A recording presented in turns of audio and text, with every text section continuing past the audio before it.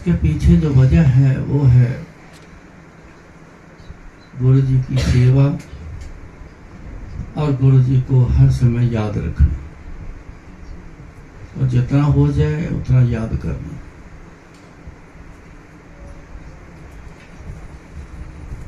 मेरी फोन से बात कई बार हुई थी,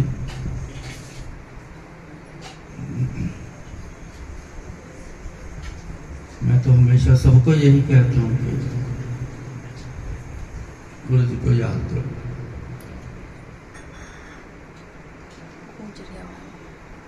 दूर बैठे किसी का ऐसे नहीं पता चलता,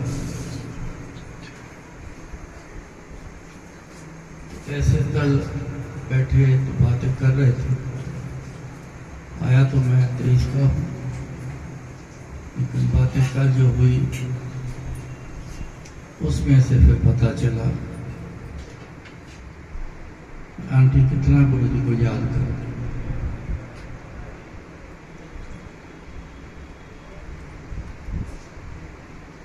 तू करता तू हुआ, मुझ में रहा ना हूं,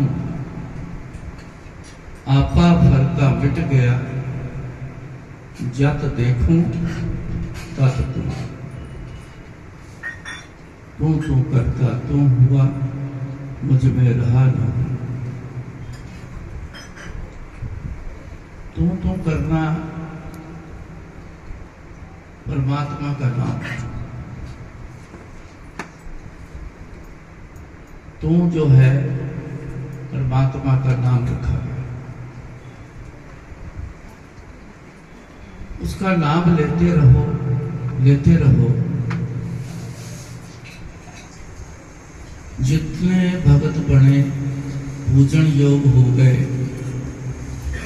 उनके मुख से वाणी निकली, ग्रंथों में दर्ज भी हो गई, जो बोले वो हो भी गया। नानक दास मुख दे जो बोले, यहाँ वहां सच बोले। सच कैसे हो? याद करने से। इसको एक और नाम है, आम बोलते हैं भक्ति करो, याद करना ही भक्ति। तो जिसने भी तू किया वो तू के बराबर हो गया।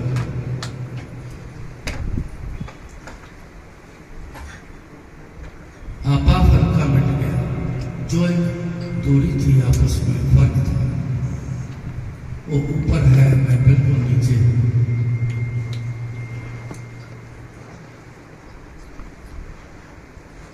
वो खत्म हो जाता है। ऐसे नीचे से गिरा हुआ जीव जो है बहुत ऊपर है परमात्मा, ये सच है। वो फिर अपने पास जगह देता है बैठने की। तो जब जगह देता है तो फिर आपस में जो एक फर्क था, दूरी थी ऊपर नीचे की, वो खत्म हो गई। इस पर भी गुरु महाराज ने कहा, नीचों ऊंच करे मेरा गोविंद, काहू के न डरे। उन्हें डरना, जो उनको याद करता है ना, उसको नीचे से उठा के ऊपर बैठा देता है।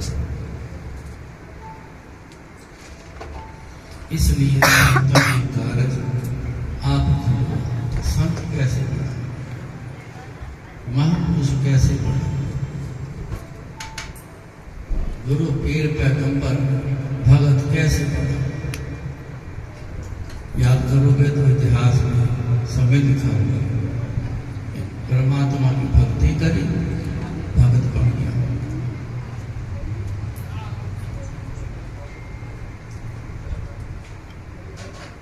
संत बन गया। संत तभी कहलाता है जब परमात्मा को बहुत याद करता है, उसके मुंह से बोल बड़े सुखदायी किसी के लिए बन जाता है। नजर सबको एक जैसी देखने वाली बन जाती है। बहुत सारी ऐसी मुश्किलें जरूरी नहीं कि लिबास पहनने से ही संत कहलाएगा। उसको बालक को, अपने गुरु जी को याद करोगे। अगर आप ये करोगे तो किसी संत से कम नहीं हुआ। तो फिर क्या होता है कि संता के कारज आप खुलवा, हर कर्म करा आया।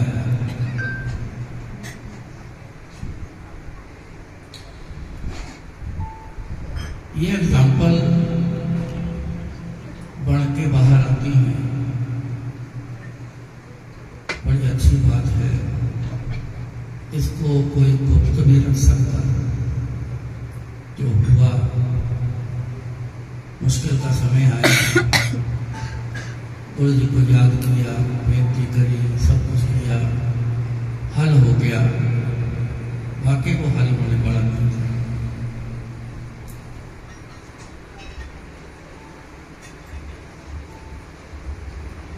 जब हल हो गया तो अपने मुख से बात बता देना सभा में। अब यहाँ इतने लोग बैठे हैं, ये गुरु जी के दरबार में एक सभा लगी है। सभा में अच्छी बातें होती हैं।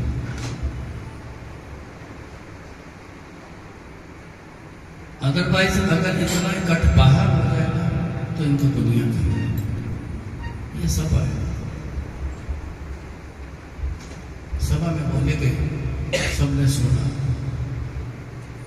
मेरा ख्याल है गौर से अगर आप ध्यान करोगे तो आप सबको एक रास्ता मिलेगा बाहर निकलने का। मुश्किल से बाहर निकलने का रास्ता समझ आ गया। इसलिए ये बोला जाता है, गाभिए सुनिए मन रखिए पाओ, दुख पर हर सुख कर ले जाए। ये रिवाज सत्संग में बोलने का जब गुरु जी ने चलाया, इसमें एक एडिशन की। आमतौर पर सत्संग होता है जहाँ गुरुओं के, परमात्मा के सब वही गुण गाए जाते हैं, वही होता है। इसी को सत्संग कहते हैं, सच का संग। गुरु जी ने एक एडिशन कर दी, कैसे आपके कल्याण। ये भी साथ सुनाए जाते हैं। गुरु जी की प्रशंसा भी होती है, उनके गुण भी बोलते हैं, लेकिन साथ में जिस जिसका कल्याण हुआ मौका मिले तो वो जरूर बोलता है। ये इसलिए कि समझ आ जाए सबने ही कल्याण करवाना, कोई इसे अछूता नहीं। मुश्किलें सबको है, किसी को छोटी किसी को बड़ी, लेकिन मुश्किलें बता के क्या आई थी और कैसे गुरु जी ने दूर की। तो जब ये बोला जाता है तो एक तरीका, एक रास्ता समझ आता है। वैसे बिना बताए कुछ समझ नहीं आता। गुरु जी ने एक बड़े के साथ और जोड़ दिया।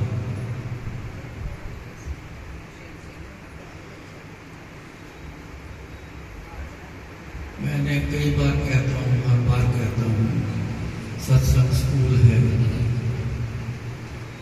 दुनियावी स्कूल बहुत हैं।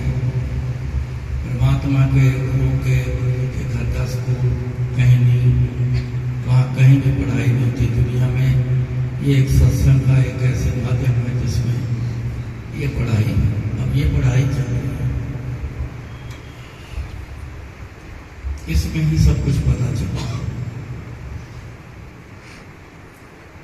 गाभिए सुनिए मन रखिए भाव। अब सुनना ऐसा भाव रखना कि चित्त लगा के बड़े ध्यान से सुनने वाला, बोलने वाला भी ऐसा भाव रखे तो बोल में एक ताकत जुड़ जाएगी। गुरु जी की तरफ ध्यान रखोगे, उनकी वाइब्रेशन आप तक आएगी। अगर वो बोलेगा तो तो वाइब्रेशन उस बोल में मिक्स होकर जब जाएगी, जिसके कान में जाएगी असर कर जाएगी। भाव गुरु जी की तरफ, ध्यान गुरु जी की तरफ। वैसे भी सारा दिन अगर आदत डाली, उठत बैठत सोवत जागत ए मन तुझे चितारे, सुख दुख इस मन की व्यर्था, तुझ ही आगे सारे, सब कुछ आपके आगे पड़ा है, आपको सब पता है। इसका ये आप सब जानते हैं, हमारे बारे में पूरा जानते हैं। ये तो मन का एक खेल है।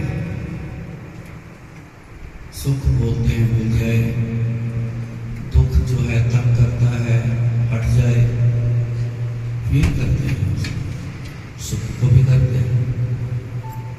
ये तो एक मन का खेल है। मन को जिधर मर्जी लगा, वो अपनी पसंद से ही चलेगा, आपको कहने पे नहीं चलेगा।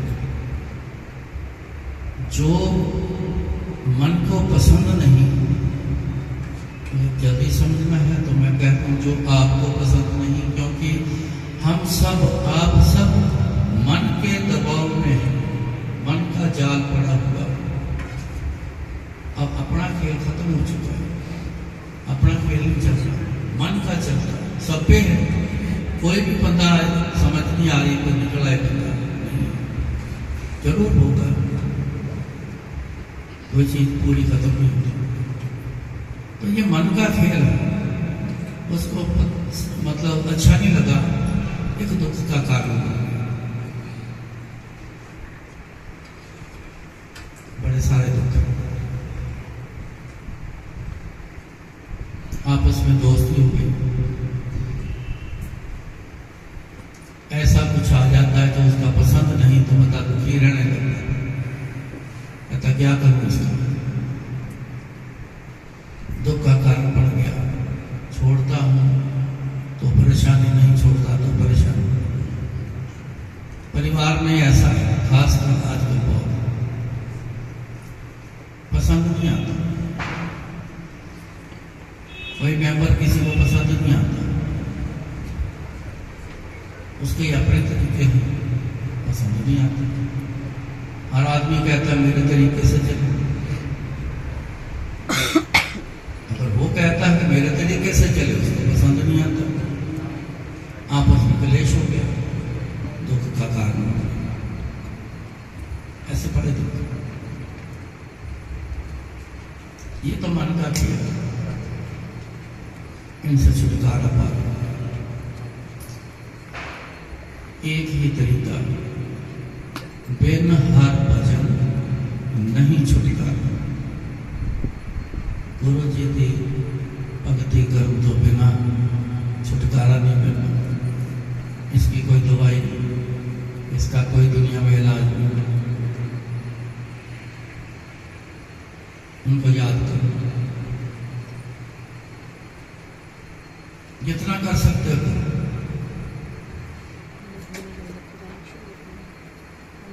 एक समय पे एक नॉर्मल इंसान भी, छोटा बच्चा मान लो, अभी चलना सीखा है, दौड़ रहा है, खेल रहा है, वहां उसमें काम करते हैं। अब उन सब के साथ ऐसा बच्चा खेल रहा है, अंदर याद आती है मम्मी मम्मी मम्मी मम्मी करता दौड़ा, आके पकड़ लेता है, फिर बोलता है mummy mummy mummy mummy mummy. उसे किसी वस्तु की चीज की जरूरत नहीं, याद आई, माँ का नाम जपना शुरू कर, रट लगाना शुरू कर।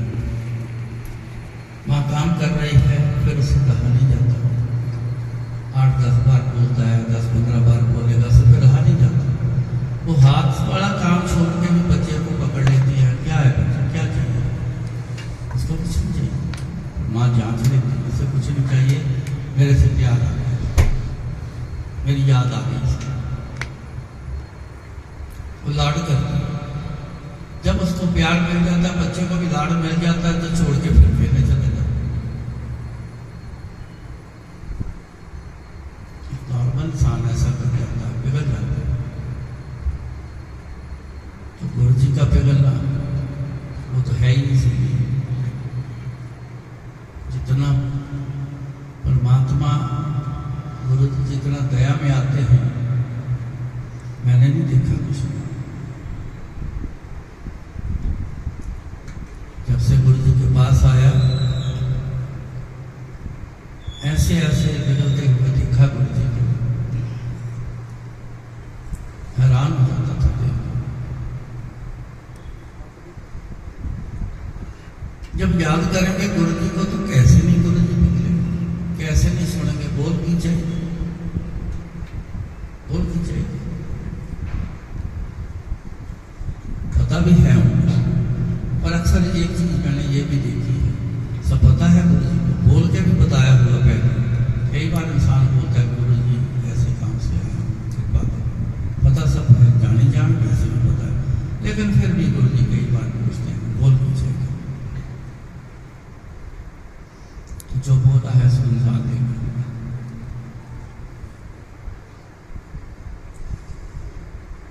ये बार बार दोहराना, ऐसी एग्जाम्पलें कई तरह तरह की सुनानी, ये सिर्फ इसलिए है कि आपको याद आ जाए, दिमाग में बात बैठ जाए, इसलिए बार बार बोला जाता है। दिमाग में बैठ जाए, पक्के हो जाओ, गुरु जी को याद करो। सो अब मैं ज़्यादा देरी नहीं करनी, कुछ एग्जाम्पल गुरु जी की जिसका नाम रखा है कि सत्संग सुना हो, इसमें आता है।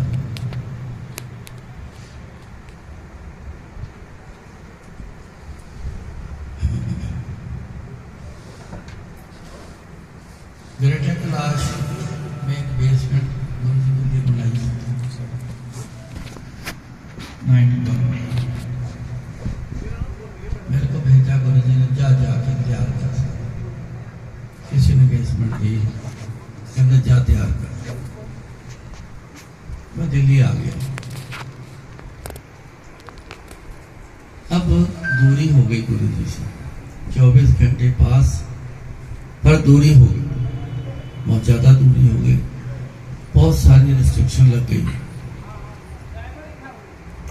घर पर फोन नहीं करेगा,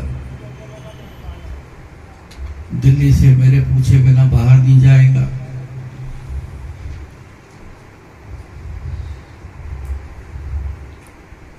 ऐसी बहुत सारी चीजें बीच बीच में आई।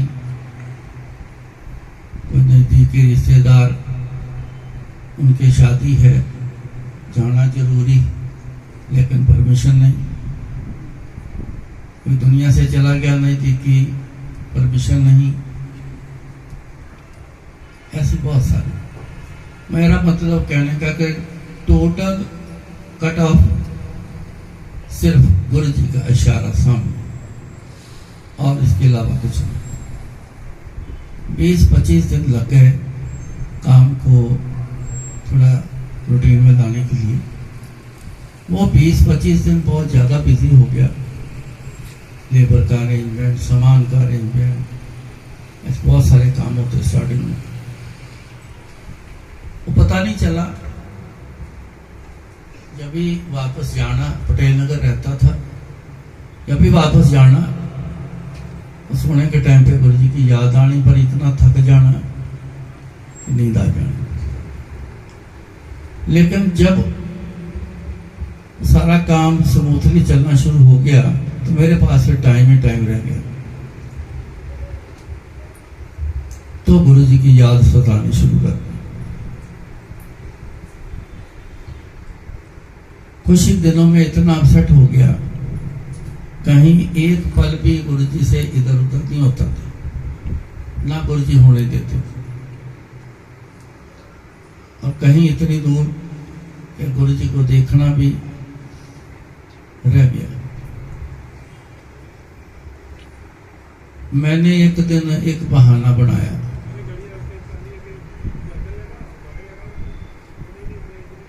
मैंने गुरुजी से कहा कि गुरुजी ऐसे ऐसे बैग पैक कर लिया था पहले, तो नेक्स्ट डे सवेरे को ट्रेन पकड़नी थी। रोज जब मैं घर जाना, चाहे कितने बजे भी जाऊं, गुरुजी की नजर मेरे पे पूरी रहती थी। जैसे घर आना 10-15 मिनट बाद गुरुजी के फोन आने शुरू हो जाने, बार बार आने। फोन आया तो मैंने कहा गुरुजी मैंने कोई जरूरी काम है, आपसे थोड़ा डिस्कस करना है, मैं कल सवेरे आऊंगा, अगर जल्दी फ्री हो गया तो शाम की वही ट्रेन लेके वापस आ जाऊंगा। अब जो मैंने बहाना रचा था, इतनी याद ने मेरे को सता दिया कि मैं वो बात भूल गया कि गुरुजी तो अंदर की सारी बातें जानती हैं। बहाना बना लिया, भूल गया। गुरुजी कहते तू नहीं आना, मैं कहा गुरुजी गल करनी आ नहीं, जेड़ा तू काम सोच के रखिया ना वो तेरा परसों हो जाना, वो तो पता ही था परसों हो जाना, बहाना बनाया था। तू नहीं आना, ठीक है गुरु। 4-5 दिन निकल गए, फिर याद सताने लगी बड़ी जबरदस्त, पहले से भी ज्यादा। बेबस हो गया, बेबस हो के फिर भूल गया, दिमाग से निकल गया। तो मैंने ये तय किया कि आज रात रुकना ही नहीं यहाँ। फोन आने से पहले ही बैग लेके घर से निकल जाऊंगा, बस पकड़ूंगा, निकल जाऊंगा। बाद में फोन आएंगे, बोलते हैं वो तो चला गया, मोबाइल तो उतर नहीं कर, रास्ते में रोक देंगे, तो चला गया। मैं कहा बस निकल गया, फोन के बिना मेरा काम बन गया। मैं पहुंच गया, गुरुजी को देख के चाहे उसी दिन वापस आ जाऊं।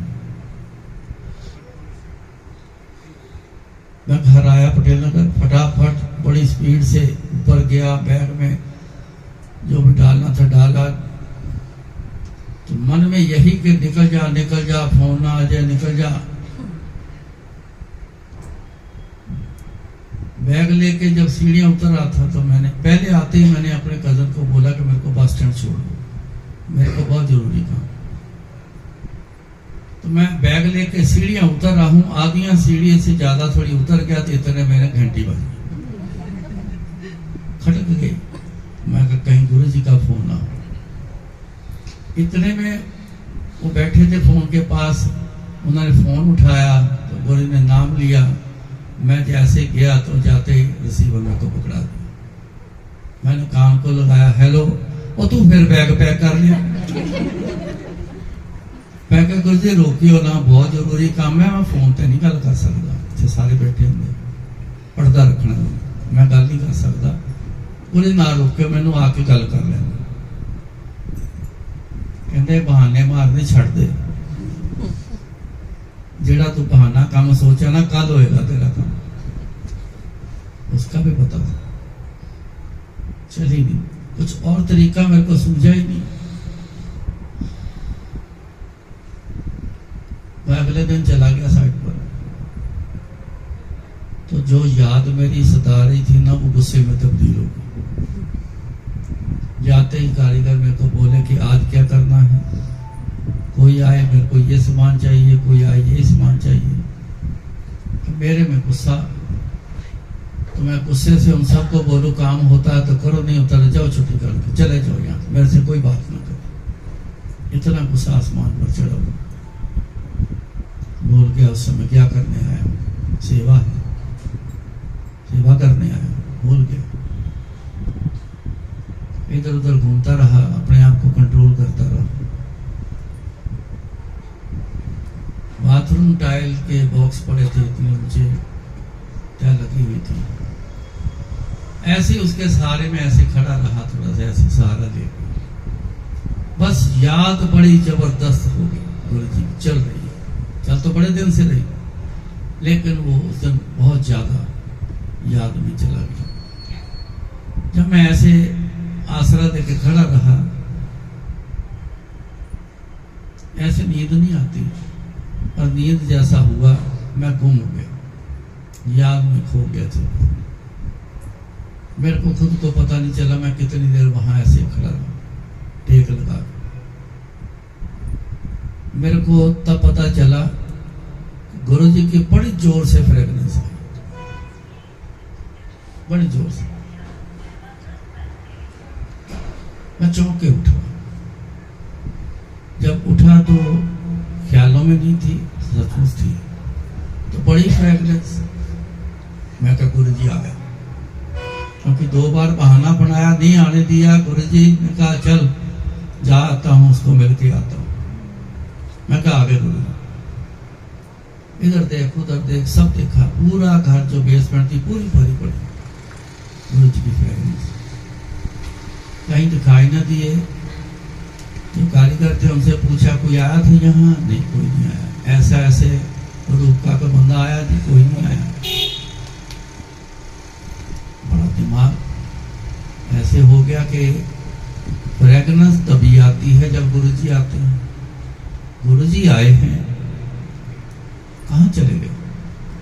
पीछे देख, पिछली गली में देख, बाहर देख, मतलब जैसे आदमी पागल ही हो जाता है, ऐसे हो गया।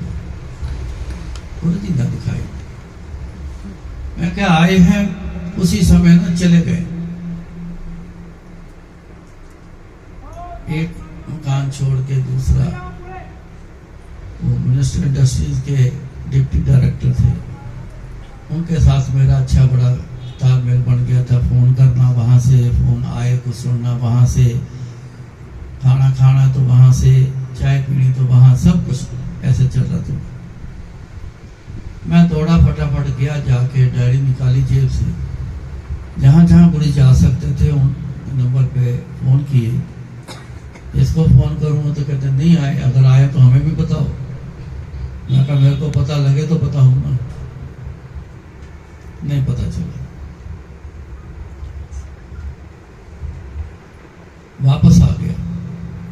जब वापस आया तो कुछ ही पल में मैं नॉर्मल सा हो गया। नॉर्मल हो गया। मैंने कहा कोई काम पूछ रहा था, कुछ सामान कह रहा, चलो ये काम करो। मैंने सबसे पूछताछ करी, बात करी, जिसको सामान ला के देना वो दे दिया, जिसने काम कहाँ से शुरू करना है, क्या करना, वो बता के मैं सामान लेने चला गया। आ गया वापस तो फिर थोड़ा सा बिजी हो गया काम। उस दिन काम को 1-2 ऐसे शुरू करने की मेरे वहाँ बैठने की जरूरत, उनको गाइड करना था। शाम हो गई, रात हो गई, वापस आ गया। आया तो गुरुजी का फिर फोन आ गया। कहते जी आप ही के फोन आते हैं, खुद ही उठा लो। मैंने उठाया, हेलो बोला। वो तेरी उदासी दूर हो गई? मैं कहा गुरुजी उदासी तो दूर हो गई, तुसी किथे हो? मैं जलंधर। नहीं गुरुजी तुम तो दिल्ली आए। नहीं मैं जलंधर आ। मैं गुरुजी तुहाडी फ्रैगनेंस पूरा घर भरिया पिया सी, तुसी आए तो फ्रैगनेंस आई। हाँ मैं आया सी, मैं टेलीपैथी आया सी। टेलीपैथी बहुत सुनते थे, बात करनी किसी से।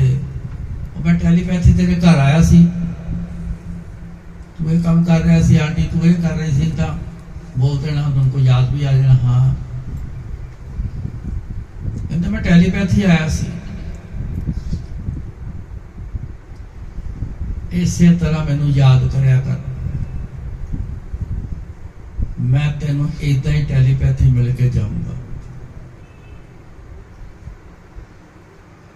यह तरीका गुरुजी ने बनाया।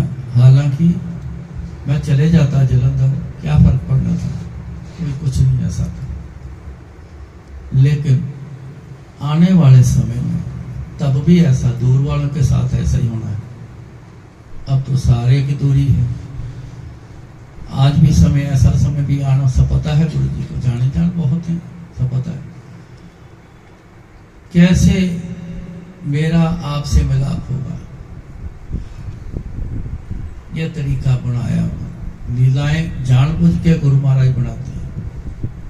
मैं चले जाता तो कोई फर्क नहीं पड़ना था, जाके बात कर आता हूँ, कहना ठीक है काम तो है नहीं सी मेरे वास्ते, ये है चल मैंने मिल जा तो चले जा। पर यह तरीका सारी अपनी संगत के लिए बनाया। जो मैंने आपको सुनाया, आपको तभी पता चलेगा कि कैसे गुरु जी से मिलना। गुरु ने फिर बोला ऐसा ही याद कर, तेन टेलीपैथी में मिला। इसलिए याद करने की बात ज्यादा छेड़ता।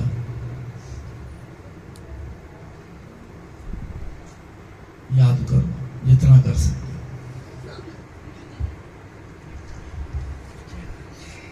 हर बंदे को गुरुजी देखते रहते हैं। ये मत समझना कि आपको गुरुजी किसी को नहीं देखते, क्योंकि पता ना होने के कारण एक शिकायत करते हैं सारे, पता नहीं गुरुजी हमें देख रहे हैं कि नहीं, सुन रहे हैं कि नहीं सुन रहे हैं, हमें गुरुजी दिखते नहीं। ऐसी बहुत सी शिकायत हर आदमी करता है। लेकिन वो सब देख रहे हैं।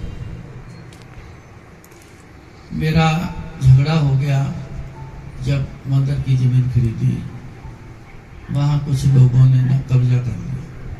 लैंड माफिया के लोग थे, बहुत बड़ा गैंग है वहां पे, आज भी है। तो वहां जो भी लैंड खरीदता था, फार्म हाउस खरीदता था, उस पर कब्जा कर लेना। 40, 50, 60 लोग इकट्ठे होके बैठ जाने वहीं पे।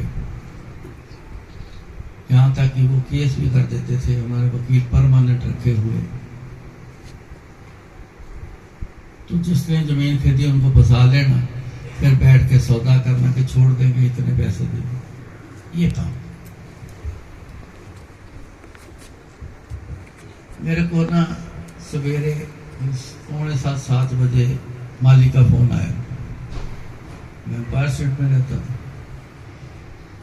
फोन आया तो उसने कहा कि बहुत सारे लोग हैं जमीन पर कब्जा करके बैठ गए, कहते हैं हमारी जमीन है, जल्दी आओ, फटाफट दौड़ आओ, फटाफट आ जाओ। उन्होंने दीवारें भी गिरा दी। एक दिन पहले नीम से ग्राउंड लेवल से ऊपर को दीवार एक दिन पहले बनाई थी, जो गिले थी, उन्होंने धक्का मार के गिरा दी था। बाई चांस मेरा बड़ा लड़का और एक संगत का लड़का और बाबा के साथ में आया। मैंने बाबा को आवाज दी, मैं कहा बाबा जल्दी फटाफट आओ, ऐसा कुछ गड़बड़ है उसे। वहां से दौड़े, जाके देखा तो 40-50 के लगभग बंदे जमीन पीट रहे बैठे। कुछ बंदे मेरे को देख के जमीन पीट रहे। यहाँ हमारे पुरख दबे हुए हैं, ये जमीन हमारी। ड्रामा कर इतना देख के गुस्सा आया। स्टील रॉड पड़े थे वहां, एक रॉड उठाई, धड़ाधड़ मारनी शुरू कर दी। 2, 4, 5 को लगी, सारे देख के दीवार फाड़ के निकल गए। 2-3 बंदे रह गए जो मेन थे।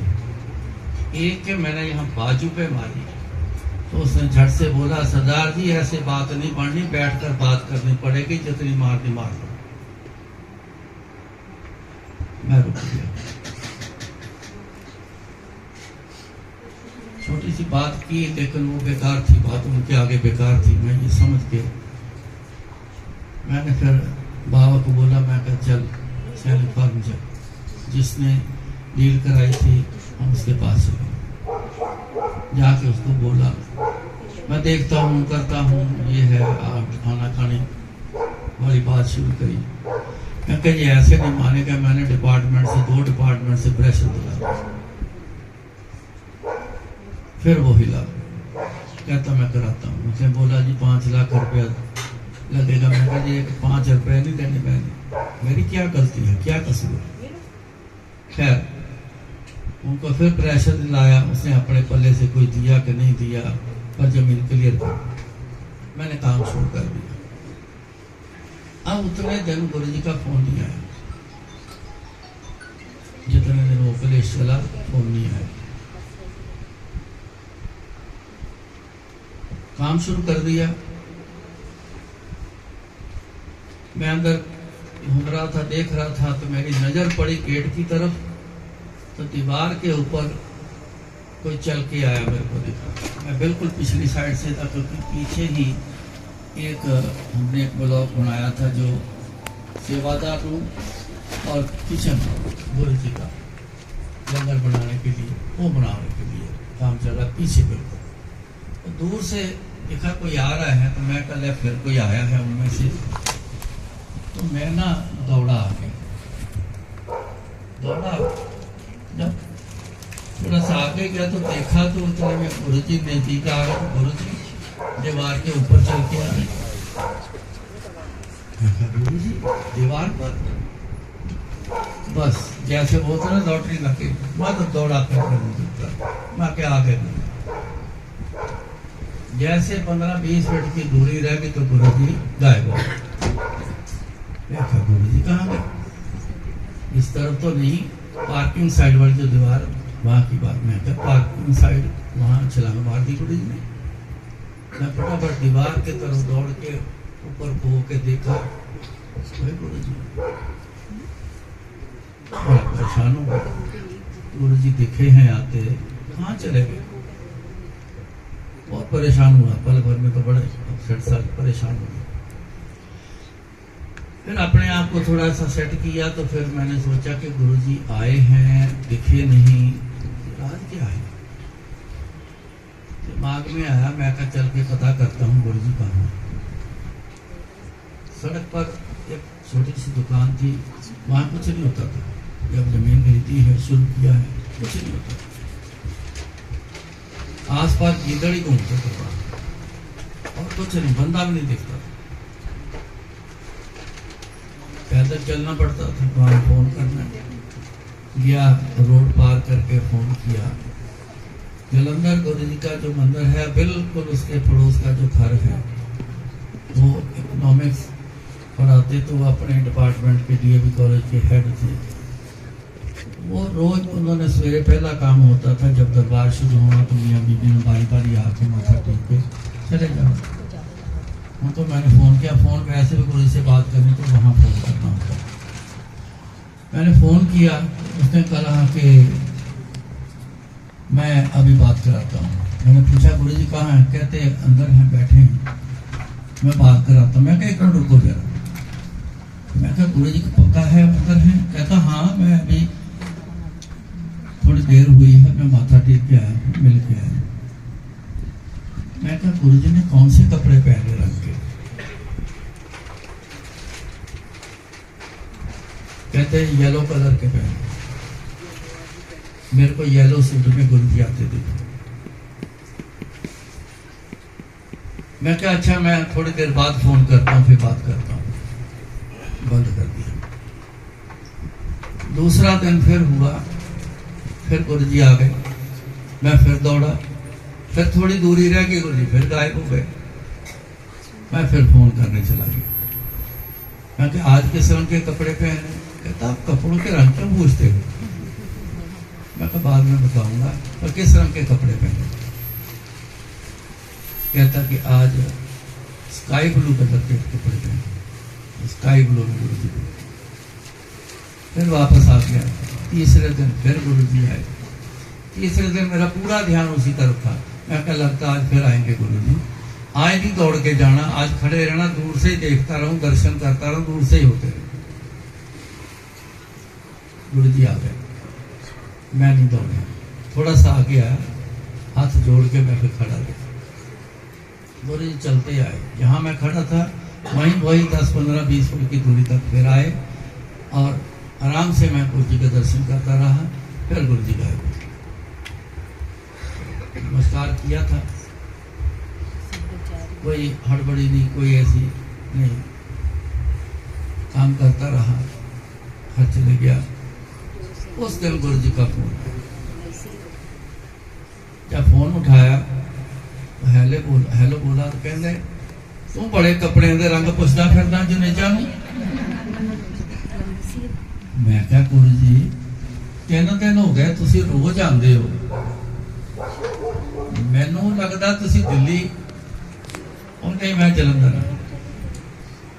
तो मैं क्या इसलिए मैं रंग पूछा है कि जो कपड़े वहां पहने हैं वही कपड़ों में आए हो या वैसे मेरा कोई ख्याल है। तो नहीं टेलीपैथी कहते मैं आना भी तेरा झगड़ा हो गया सी, मैं नहीं दसिया क्योंकि मैं ऐसी गल्लां नहीं दसदा सी, अपने आप सॉर्ट आउट करनी है। गुरु जी ने वैसे भी शुरू से मेरे को जब चार्ज दिया है सेवादारी का तो उन्होंने एक बात उनको बोली, मेरे से कोई बात दुनिया में डिस्कस करने नहीं आना, अपने आप सॉर्ट आउट करो। मैं सिर्फ संगत डीलिंग करना, मैं सिर्फ संगत डीलिंग करनी, मैनू ना गल्लां कोई कहनी। ठीक है कहते झगड़ा होया तेरा, मैं कहा नहीं। कहते मैं ना प्लॉट को कील दिता पूरा कीलना, कहते आपने सुनी है रामतार तो सीता के इर्द गिर्द लक्ष्मण ने लगाई थी। ऐसी सिक्योरिटी की एक लाइन जो कार लगती है, कार बोलते लाइन को जो लगती है, वो सिक्योरिटी को पंजाबी में कीलना बोलते हैं, कील देना। कहते मैं सारे प्लॉट को कील दिता, हम कोई नहीं आएगा, निडर होके काम करी जा। ठीक है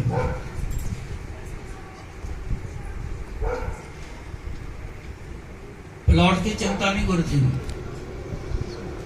सचता दुनियावी किसी साजो सामान किसी की ऐसी गुरु जी को कोई चिंता नहीं होती, क्योंकि सब कुछ उनके ही हाथ में है, पूरी दुनिया को वही दे रहे, आपको भी वही दे रहे। अंकल आपके यहाँ का ऑपरेशन बता दें तो उसकी चिंता नहीं, चिंता थी मेरी, झगड़ा हुआ तो चोट ना खा जाए, कोई ऐसा ना कुछ हो जाए, उसकी चिंता। मेरे को सिर्फ बताना था, सुरक्षा तो उन्होंने मेरे को दे के ही भेजा था, सिक्योरिटी मेरे को दे के ही भेजा। तो कभी भी आप फिक्र ना करना, आप भी मेरे जैसे ही हो, एक जैसे हम सब हैं, सबका ख्याल, सबके ऊपर ध्यान गुरु जी पूरा रखते हैं, पूरा ख्याल भी रखते हैं। कोई चोट खानी लिखी है अपने कर्मों के हिसाब से तो लगेगी जरूर, लेकिन गुरु जी की नजर होने पे कम लगे। जितनी लगी ना उसको ये ना समझना कि बहुत चोट लगी, अगर सचमुच बहुत होती गुरु जी का ख्याल ना हो तो समझ आ जाए कि कितनी चोट बहुत होती है। वो कर्म भी कटवा दिए, चोट भी कम कर, ऐसा करते हैं। तो सबका ख्याल है यहाँ, सब एक बराबर है गुरु जी के लिए। एक शब्द सुनाते थे गुरु जी, गली जोग ना हुई एक दृष्ट कर संसर जाने, जोगी कहिए सो। इथे जोगी परमात्मा ਨੂੰ ਕਿਹਾ। ਗੱਲਾਂ ਨਾਲ ਗੁਰੂ ਜੀ ਕਹਿੰਦੇ ਹੁੰਦੇ ਸੀ ਮੈਂ ਗੱਲਾਂ ਨਹੀਂ ਕਰਦਾ, ਮੈਂ ਪ੍ਰੈਕਟੀਕਲ ਤੁਹਾਨੂੰ ਕਰਕੇ ਦਿੰਦਾ, ਤੇ ਤੁਹਾਨੂੰ ਕੁਝ ਨਹੀਂ ਕਰਨਾ ਪੈਂਦਾ, ਮੈਂ ਕਰਕੇ ਦਿੰਦਾ, ਤੁਹਾਨੂੰ ਸਭ ਠੀਕ ਕਰਕੇ ਦਿੰਦਾ, मैं गल्ला नहीं करता। पर इसमें एक बड़ी खास बात, एक दृष्टि कर संसार ज्ञान, एक दृष्टि ऐसी जो सबको बराबर करके रख दे। आप सब बराबर, आप यहाँ बैठे कोई बड़ा छोटा नहीं, सब बराबर है, सब एक जैसे बैठे, एक जैसा प्रसाद मिलना, सब कुछ एक जैसा, एक दृष्टि कर संसार जाने, बराबर करके रख देंगे।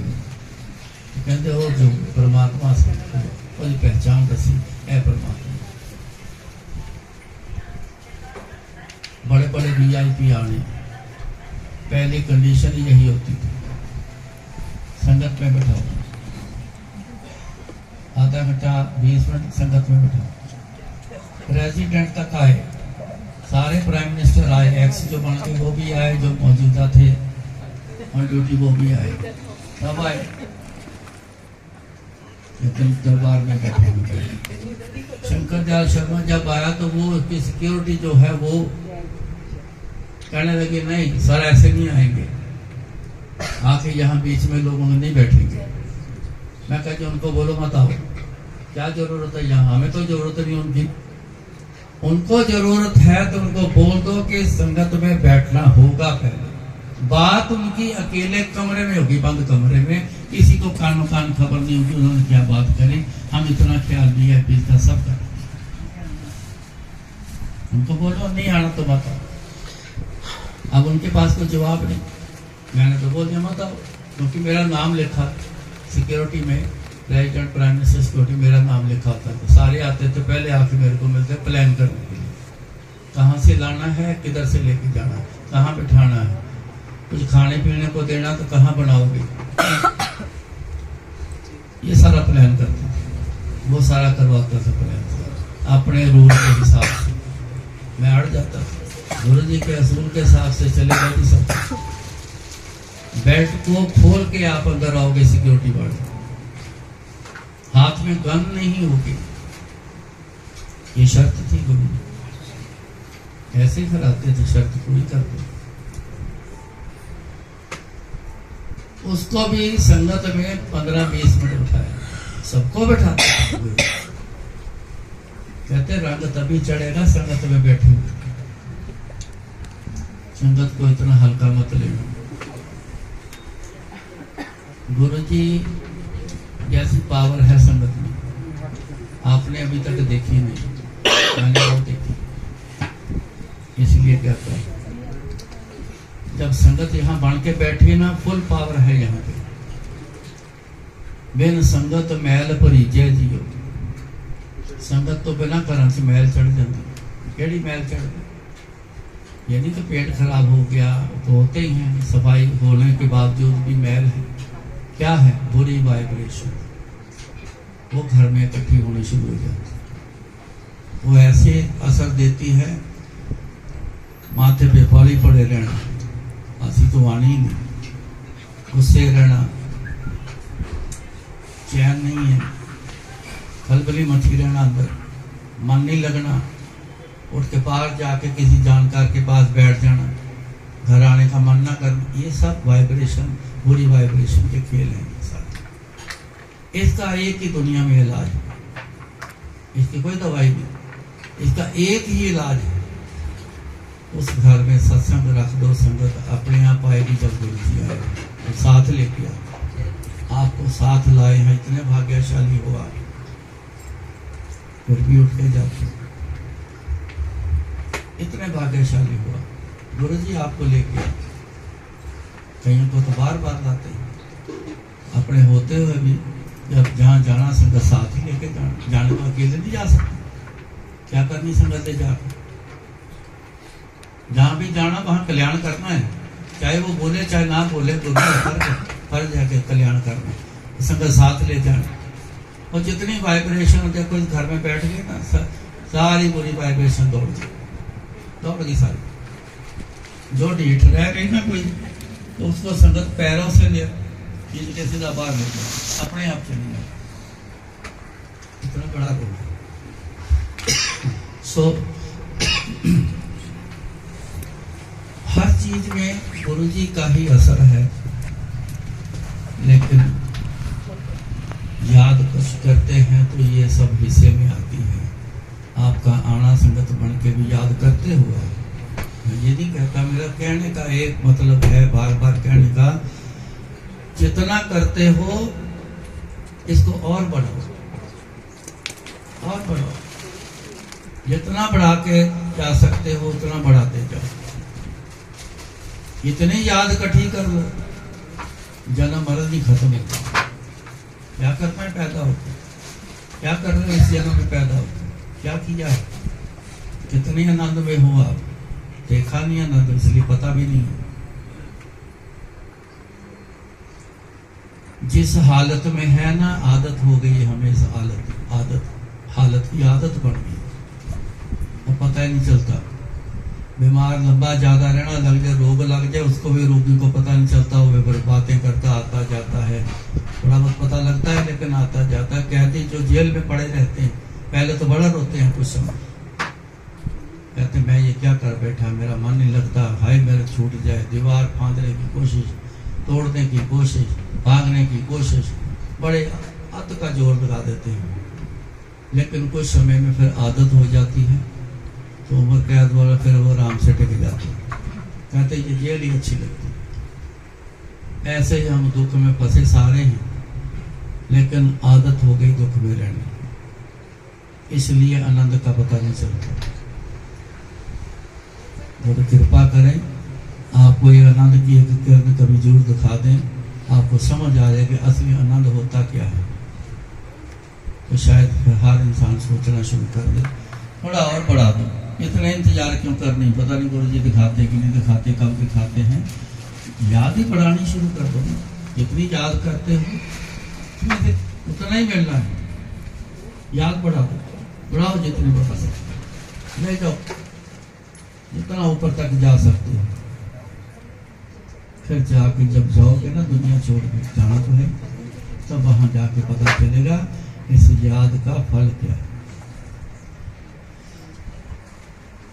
ने फरमाइश करी है कि आंखों वाला सत्संग, वैसे भी मेरे को काफी देर हो गई सुना है, हमेशा पहले यही सुनाता रहा। गुरु जी भी जब मेरे को सत्संग के लिए खड़े करते तो सबसे पहले चला खाना सत्संग सुना, शुरुआत यही से होती, फिर वो सुना, फिर दूसरा ये सुना, मैं मर्जी से नहीं सुनाता, वो गुरु जी बोलते ये तो 2 3 4 5 सुना, अब ये सुना, अब ये सुना।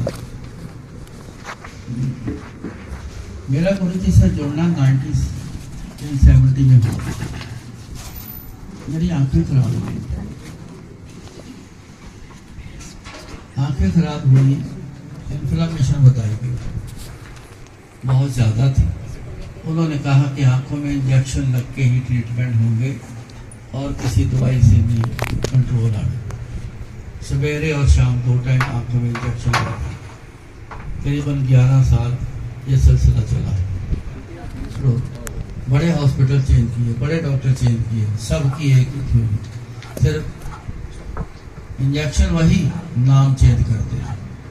तो इसकी फाइल देखनी, उसने डेकाड्रोन लगाया है, उसने बैटरी सोल लगा दिया, उन्होंने देखा कि दोनों लगे हैं, तो तीसरा एक पता क्या नाम था, वो भी सेम ही, वो तीसरा लगा देना है, एक बरादरी है कि फार्मूला सेम है। कॉम्प्लिकेशन शुरू हो गई, प्यूपल इरेगुलर हो गए, फिर कंजस्टेड होते होते पिन पॉइंटेड हो गए, ग्लूकोमा हाई लेवल पर 17.3 टेंशन नॉर्मल होती है, मेरी चलेगी 52, रेटिना डिटैचमेंट वाले लेवल पे हो चुका होता अगर उसी समय गुरु की कृपा ना होती। लेकिन हम गुरु जी से जुड़े नहीं, मिले नहीं, हमें पता नहीं, लेकिन गुरु जी को सब पता, वो सब देख रहे। तो पर्दे सारे खराब हो गए, मेडिसिन बहुत चली गई आंखों में, पर्दे सब खराब हो गए। 81 में ऐसे अटैक आए, दिखाई देना एकदम बंद हो गया, एकदम बैठा था तो मैंने याद है घर पे, एकदम से ऐसे विजन खत्म हो गया, एकदम से ऐसे घबरा गए, क्या हो गया। उसी समय मेरा छोटा एक ही भाई है, तो उसको लेके मैं पटियाला चला गया, डॉक्टर तलवंत सिंह, उसने भी ट्रीटमेंट बहुत किया, उसके पास था जलंधर से, वहां चले गए। जब बारी आई तो अंदर गया, तो मेरे देख के, मेरी चाल देख के वो पहचान गया, तो मेरे को क्या बोलता है, क्यों तुरया फिरता है, तेरा खेल खत्म है, जेड़ा दिन रात तेनों दिसदा है ना, ये भी साल 6 महीने दिखना है, उस तो बाद ये भी नहीं दिखना, जा कर आराम ना बैठ जाके। बैल मारी, किसी को बोला इनकी फीस वापस कर दो, वो जो चोट खाई ना उसकी बोल मेरे बाप रे, घर तक कैसे पहुंचा हूं मेरे को सब याद है, पता नहीं, बड़ी मुश्किल से घर पहुंचा कि ये जिंदगी तो खत्म हो गई, खेल ही खत्म हो गया। आगे जी घर 4.5 साल अंधेपन में गुजारा,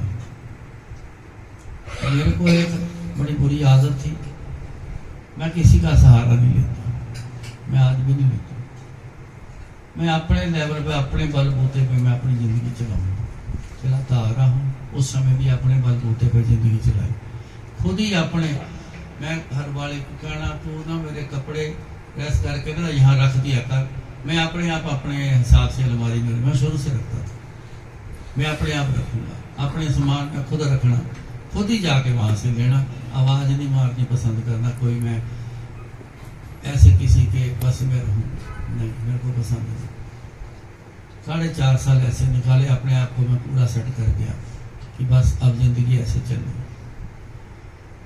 लेकिन देखने वाले सब देख रहे हैं, पता नहीं किस बात के थ्रू कोई इन पे दया आई मेरे पे। एक बंदा भेजा था, नॉक किया उसने, मैं ही विंडो तक, मेरे कमरा बाहर की साइड लगता था, विंडो थी, तो नॉक की विंडो, तो मैं विंडो की तरफ ही गया। मैं कहा कौन है? कहते जी मैं फलाना हूँ, गुरुजी ने भेजा है। 8 बजे मैं हमारे घर वो आ रहे हैं, गुरुजी ने भेजा है, आपको मैसेज दिया है कि दोनों मियाँ बीवी 8 बजे मेरे पास बिना किसी को बताए आ जाओ। मैंने कहा ठीक है जी। उस समय तो कोई खास नहीं लगा, मैं कहा ठीक है, चले क्या। मैं आके बैठ गया। वाइफ ने पूछा कौन था? मैं कहा तानी बोला है गुरुजी हैं, उनके घर पे आना है, 8 बजे बुलाया, बोला किसी को बताना नहीं। खत्म हो गई बात, शाम हो गई, वो दोपहर को है, शाम हो गई। मेरा धीरे धीरे मन बढ़ना शुरू हुआ। मैंने फिर वाइफ से पूछा, मैं क्या यार सनी मन क्यों कह रहा कि जाना चाहिए, चले? कहती देख लो आपकी मर्जी। मैं कहा चलो चलते। बच्चों को खाना खिलाया उसने, कहती खाना मैं जल्दी तैयार करके खिला के फिर 8 बजे निकल। 8:30 बजे घर के पास ही पैदल का रास्ता था, मेरा हाथ पकड़ के मेरे को ले गई। मेरे को हाथ पकड़ के चलना बड़ी तकलीफ थी, इसी वजह से मैं घर से बाहर पैर नहीं रखता था।